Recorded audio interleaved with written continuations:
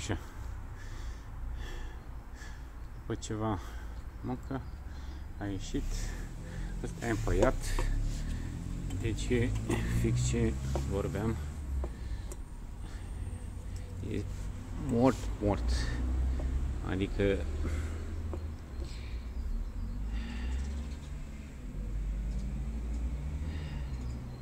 o situație fericită că mașina s-a mișcat.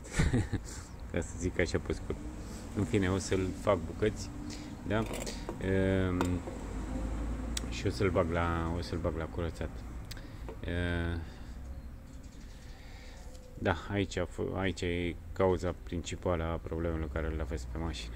Asta e o certitudine acum. Acum am pus ciorba la fiert.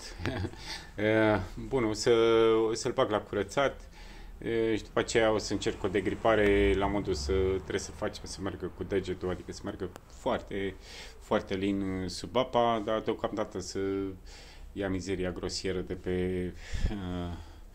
de pe componente.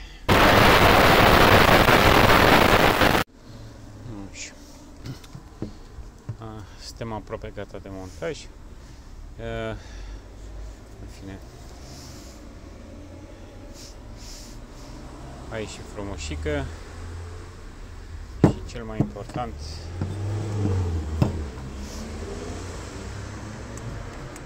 merge cum ar trebui să meargă, da?